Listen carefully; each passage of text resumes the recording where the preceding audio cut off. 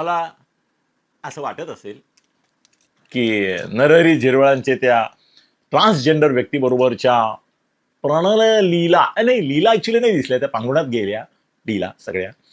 पण म्हणजे घुसखोरी दिसली पांगुणामधली वगैरे वगैरे, कपडे काढणं दिसलं, ती व्यक्ती दिसली.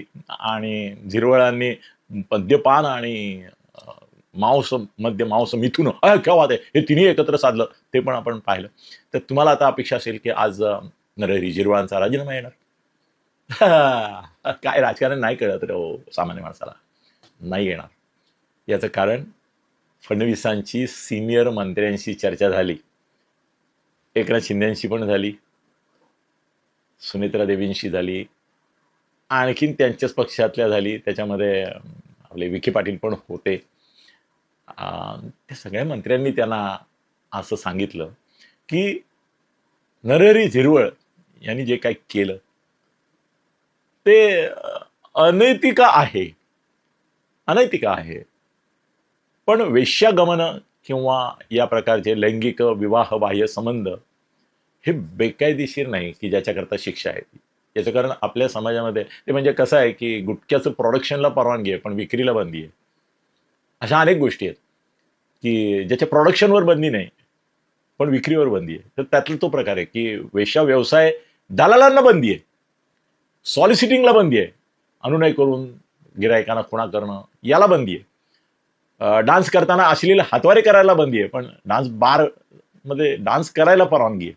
तर ते तसंच आहे की वेश्यागमन किंवा अशा तऱ्हेचे लैंगिक संबंध हे अनैतिक आहे. आता ते सरकारी बंगल्यावर केले हा पण काही गुन्हा होत नाही, कारण सरकारी बंगला जेव्हा ज्याच्या ताब्यात असतो तेव्हा त्याच्या ताब्यात असतो. तर त्यामुळे तिथे तो काय केतो का, तो दारू प्यायला हे पण एखाद्याला निषिद्ध वाटेल, एखाद्याला मांसाहार पण वाटेल, एखाद्याला हे या प्रकारचे संबंध वाटतील. आणि सगळ्यात महत्वाचा, अतिशय महत्वाचा असा मुद्दा मांडला गेला देवेंद्र फडणवीसांसमोर की जर केवळ बाहेर देशात किंवा स्वदेशात किंवा असं बंगल्यावर जर कुणाशी असे लैंगिक संबंध आले आणि ते एक्सपोज झाले, आता एक्सपोज होत आहेत, पूर्वी ते होत नव्हते, तर असं एक विधान विखे पाटलांनी फडणवीसांसमोर केलं की मंत्रिमंडळातले निम्म्याच्या जवळपास मंत्र्यांना राजीनामे द्यावे लागतील नुसते जर संबंध एक्सपोज झाले तर.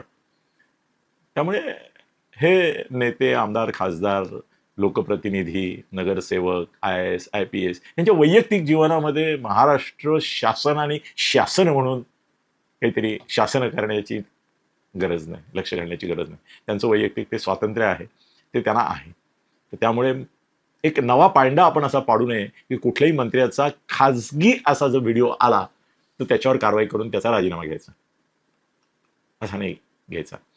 संजय राठोड प्रकरणामध्ये ते वैयक्तिक असून घेतला गेला होता कारण त्या मुलीची आत्महत्या हा त्यातला विषय होता, नुसतं संबंध हा विषय नव्हता.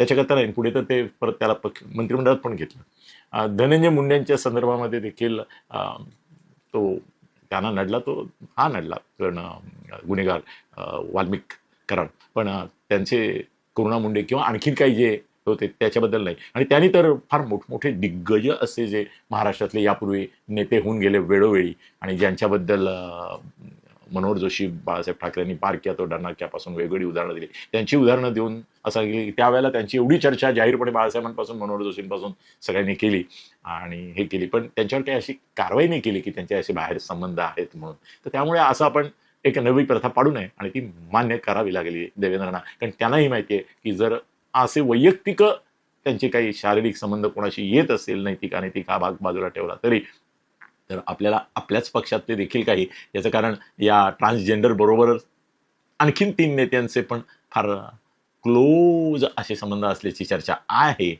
आणि त्यामुळे ते त्याचा भाऊ कशी काढतो फोटो ते बघू, म्हणजे ते कसं काय क्लिप वगैरे रिव्हील आता तर त्याने झिरवळांची केली. हां, आणि तुम्हाला ते वाचत असाल ना की झिरवळांच्या या क्लिप काढण्यामागे एक असा राष्ट्रवादीचाच आता हकालपट्टी झालेला मंत्री आहे की जो हे प्रकरण बाहेर काढून त्यांचं मंत्रिपद घालून त्या जागी आपण येण्याचा प्रयत्न करतो. तर तो मंत्री कोण, आता कोण कोण बाहेर आहे की ज्यांना मंत्रिमंडळात यायचं आहे?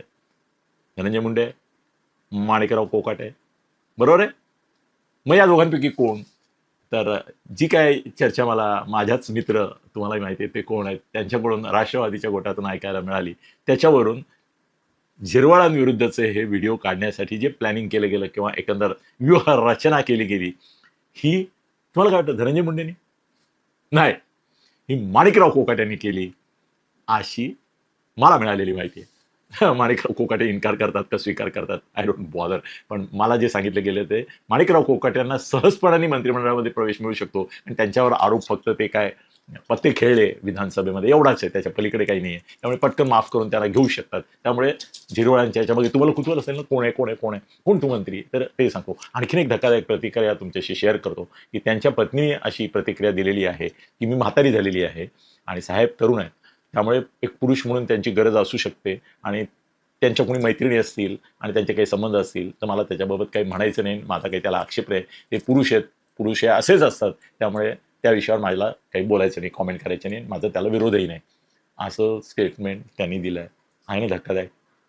आणखीन एक काही धक्कादायक गोष्टी आहेत. बाय द वे आणखीन एक रुपाली चाकणकर यांच्या संदर्भामध्ये त्याला देखील अध्यक्षपद महिला आयोगाचं काढलं, इथपर्यंत हे आहे. आता त्यांचं महिला काँग्रेसचं अध्यक्षपद तात्काळ काढलं जाणार नाही आहे, याचं कारण त्यांना रिप्लेसमेंट नाही आणि सुनील तटकरे यांची लॉबी स्ट्रॉंगली त्यांच्या मागे उभी आहे. आणि असं एक वातावरण आहे की अजितदादांनी त्यांना 2-3 वेळा खूप त्यांच्यावर आरोप झाले आणि जायची पाळी आली, दरवेळी त्यांना सांभाळून घेतलं. तर त्यामुळे अजितदादांची स्वर्गातून देखील अशी इच्छा नसेल की त्यांना महिला अध्यक्षपदावरून काढावं, असंही एक चर्चा असल्यामुळे त्यांना महिला अध्यक्षपदावरून लगेच काढतील असं दिसत नाहीये. ही आणखीन एक बातमी. आणि नरहरी झिरवाळांचा राजीनामा नाही आणि मंत्रिमंडळ पुनर्रचना जी आता होणार आहे असं आपण चर्चा करतो, त्यातही त्यांना वगळलं जाणार असं मी काल स्वतःच अंदाज दिला होता. त्यांना वगळलं जाणार नाही. आदिवासी समाजात त्यांना पर्यायी मंत्री उपलब्ध नाही, त्यामुळे आणि त्यांना या प्रकरणात माफ करण्याशिवाय फडणवीस यांनाही गत्यंतर नाही, कारण हा अत्यंत वैयक्तिक प्रश्न आहे आणि गेली